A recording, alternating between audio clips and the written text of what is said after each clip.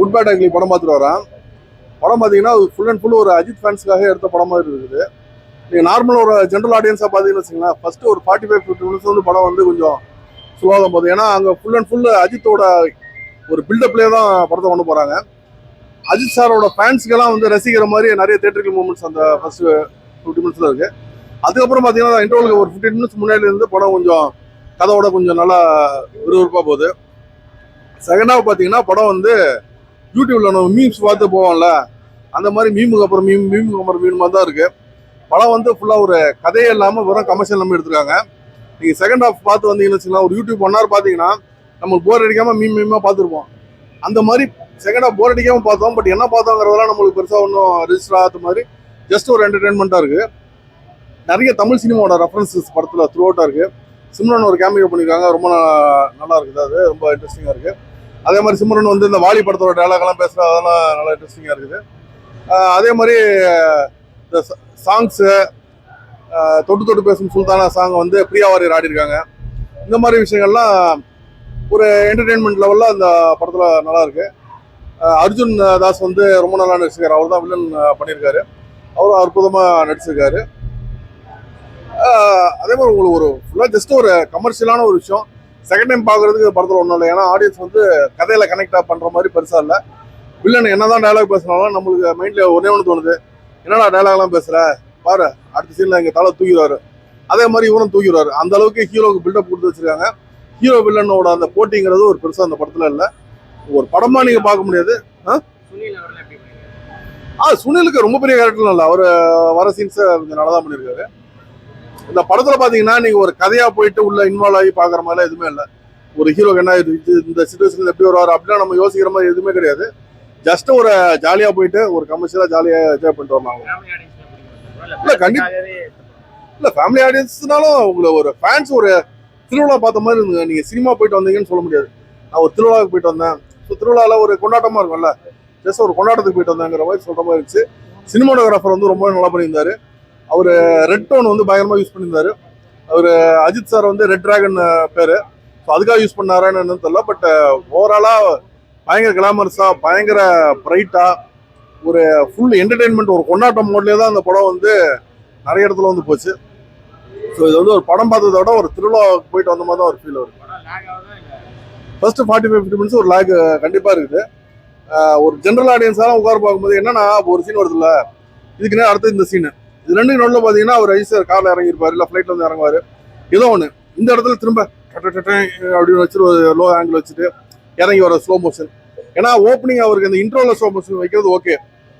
இதில் வந்து தொடர்ந்து அந்த ஒரு பில்டப்லேயே வைக்கும் போது இந்த சீனுக்கும் அந்த சீனுக்கு இடையில ஒரு கேப் உண்டாயிருது.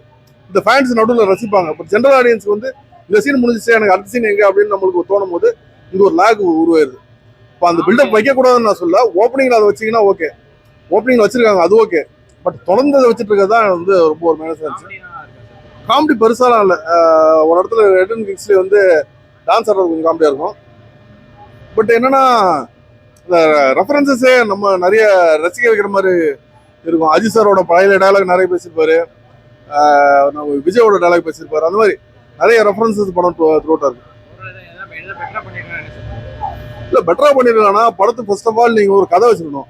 மார்க் ஆண்டனி எல்லாம் ஒரு கதை ஒன்று கொண்டு வந்தீங்க, அது என்னதான் ஃபிக்ஷனாக இருந்தாலும் ஒரு கதைன்னு ஒன்று வச்சுட்டு அந்த 20 வருஷத்துக்கு முன்னாடி இருக்கிற செத்து போன அப்பாவை எப்படி வந்து டைம் ட்ராவல் வச்சு அந்த டைம் ட்ராவல் ஃபோனை வச்சு காப்பாற்றுறாங்க தான் படத்தோட ஸ்டோரி. ஸோ அதுக்கு நீங்கள் ஒரு ஃபுல்லாக ஒரு பிளே வச்சுருந்தீங்க, அது ஓகே, நல்லா இருந்துச்சு. இதில் வந்து நீங்கள் வச்ச ஒரு ஸ்டோரி ரொம்ப வீக். அப்பா பையனை வச்ச ஒரு ஸ்டோரி யாருக்குமே ரொம்ப சிமிலான ஸ்டோரி. ஜெயலலிதாவையும் பார்த்தோம், கோட்டும் பார்த்தோம். அஜித் சாரோட ரைவல் ஆக்டர்ஸ் 2 பேருமே அவங்களோட ரீசெண்ட் படங்கள்ல காமிச்ச ஸ்டோரிஸோட ரொம்ப சிமிலரான ஒரு விஷயம் தான் இந்த படத்துல வருது. இன்னொன்று, இந்த படத்துல த்ரிஷாவுக்கும் ஆக்சுவலா ஹீரோயினை வேற யாராவது போட்டதும் நல்லா இருந்திருக்கும். ஏன்னா விடாமுயற்சியில் த்ரிஷா பண்ணியிருக்காங்க. இவங்க 2 பேரும் அந்த பேசுற விஷயங்கள்லாம் நிறைய பார்த்தீங்கன்னா அந்த படமும் இந்த படமும் போட்டு மிக்ஸ் ஆகி, ஏன்னா ஹஸ்பண்ட் ஒய்ஃபுக்கு இடையில வந்து அங்கேயும் பிரச்சனை இங்கேயும் பிரச்சனை.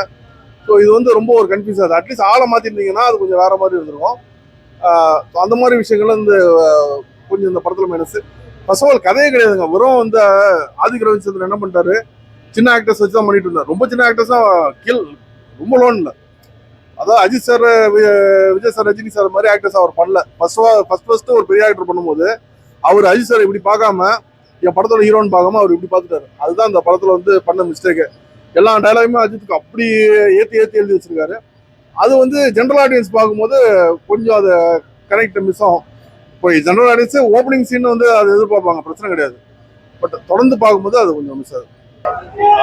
அதான் நான் முன்னாடி ஒரு சேனல்ல சொன்ன மாதிரி ஒரே அஜித் படத்துல 63 அஜித் படம் பார்த்த மாதிரி இருக்குது. நிறைய இந்த நாஸ்டால்ஜியா, பழைய பாட்டு, பழைய பிஜிஎம், நிறைய கேமியோஸ் இதெல்லாம் இருக்கு.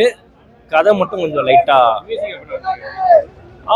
ஜிவி பிரகாஷ் பேக்ரவுண்ட் ஸ்கோர் நல்லா தான் இருக்கு, பரவாயில்ல. ஐ மீன் ஒரு ஒரு ஒரு ஒரு ஒரு ஒரு ஃபேன் பாய் படமா பண்ணும்போது அதுக்கு என்ன மாதிரி மியூசிக் போடுவாங்களோ அந்த மாதிரி தான் போட்டிருக்காரு. மீதிப்படி ஓகே, டீசென்ட். இல்லை, அதான் சொல்றேனே, ஆதிக் ரவிச்சந்திரன் வந்து இந்த படத்துல நான் எவ்வளவு பெரிய அஜித் ஃபேனுன்னு காட்டுறதுக்காக எடுத்திருக்காரு, அவ்வளவுதான். சுத்தி இருக்கிற எல்லாமே அதுக்காக பண்ணப்பட்ட விஷயங்கள் தான்.